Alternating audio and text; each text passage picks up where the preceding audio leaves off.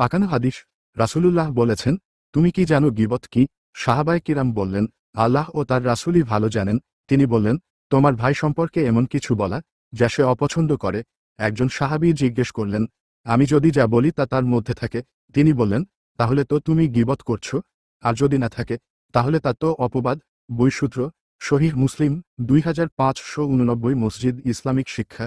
গীবত শুধু একটি ছোট ভুল নয়, বরং এটি একটি বড় গুনাহ। এটি মানুষের সম্মান হানির পথ এবং সমাজে ফিতনা সৃষ্টি করে। কুরআনেও গীবতকে মৃত ভাইয়ের মাংস ভক্ষণ করার মতো জঘন্য অপরাধ বলা হয়েছে। সূরা হুজুরাত 12। পাকানো হাদিস। রাসূলুল্লাহ বলেছেন, তুমি কি জানো গীবত কি? সাহাবায়ে কিরাম বললেন, আল্লাহ ও তার রাসূলই ভালো জানেন। তিনি বললেন, তোমার ভাই সম্পর্কে এমন কিছু বলা যা সে অপছন্দ করে। একজন সাহাবী জিজ্ঞেস করলেন, আমি যদি যা বলি তা তার মধ্যে থাকে? তিনি বললেন, তাহলে তো তুমি গীবত করছো। আর যদি না থাকে, তাহলে তা তো অপবাদ।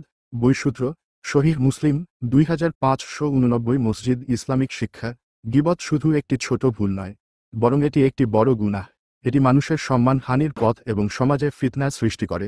কুরআনেও গীবতকে মৃত ভাইয়ের মাংস ভক্ষণ করার মতো জঘন্য অপরাধ বলা হয়েছে। সূরা হুজুরাত 12।